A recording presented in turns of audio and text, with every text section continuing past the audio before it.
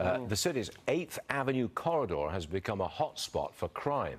It's overrun by homeless people on drugs and inciting violence. New York City Council Minority Leader Joe Borelli is with me now. When are voters in this city going to demand safety and civilized behavior? Because we're not getting it right now. Well, unfortunately, most of the voters who want that sort of law and order and government have already moved out of state. They're already going to South Carolina, North Carolina, Florida. And who can blame them when people, by choice, choose to have these policies in place that take a theater district, a vibrant neighborhood, Times Square, the crossroads of the world. People come here for the magic, and we replaced it with mayhem. So I'm concerned that with Manhattan voters, we might never see within this sort of political generation a big switch back to the right. I mean, then the city is finished. I mean, that's an extreme word to use, but the city will not recover if we don't get a significant change. We will recover, but people like me with 2 small kids will have to make that choice whether I want to wait it out for the city to recover and get better or whether I want to raise my kids here. I mean, the truth is also we're facing tourist drought that's happening right now. We have our numbers getting back up to where they were pre-pandemic, but they are domestic tourists. And no disrespect to my friends from around the country who want to come here, but they aren't international business travelers. They're not vacationers from France, from China, 2 countries that come with the biggest, fattest wallets. Those are the ones we need to come back if we want to see an impact on our city revenues. How about this one? An illegal migrant was arrested in New York City this morning for allegedly raping a 13-year-old girl. How do you stop this kind of thing from happening?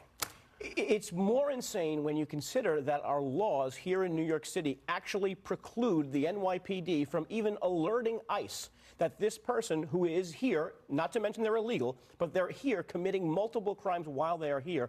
We are not permitted to even cooperate with ICE, to put them in the ICE system, to put them in the judicial proceedings, on the immigration court proceedings, so that they get removed from the country. Is that because we're a sanctuary city? This is the #1 sanctuary city policy that needs to be addressed. All the other ones, there's some sympathy that perhaps goes with children that are here. But this particular policy that bars our cooperation with ICE is the strongest one that needs to get repealed. How do you change the policy? Well, so my colleagues and I in the council, the few models to support a change of this policy, we want the mayor to use this charter revision commission. We're actually going to change the charter of the city of New York, and the public gets to vote on this. And we want to give the public the opportunity to pick whether they want to keep migrant criminals, not just the migrants, but migrant criminals here in this city indefinitely, and whether we want to keep paying for it. That's a question for the public to answer. If the public doesn't agree with me, then they can have at it. But this is the way we have to, I think, go about weighing whether or not this change should happen. How long before we actually get a vote? It'll be on the ballot this November. The mayor has impaneled this Charter Revision Commission. We're going to try to get this item included in that panel, and then the public could have that choice.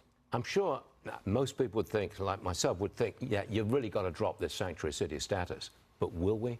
What do people of New York City really feel about this? Based on the saturation of migrant hotels, we just talked about 8th Avenue. There are 12 migrant hotels. I mean, migrant hotel is a euphemism for homeless shelter, massive homeless shelter, 1,000-unit homeless shelter.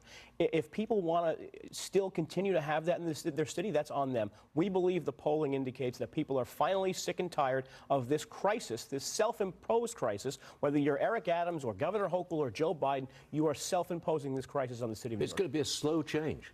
It'll be a slow. I mean, we can't just pack years people of up. this. Yeah, there's certainly no way we have the ability to pack these people up and get them out now. But these are folks that have no ability to work here. They have nothing to do all day, and we shouldn't be surprised when we see continuous stories about how people are #1 getting in trouble, #2 just panhandling. And just on my way here to the studio on the West Side Highway, I was approached by 2 or 3 people selling all sorts of produce and vegetables on the side of the road. Got it. Joe Borelli, thanks for being with us. We'll see you again soon, I hope.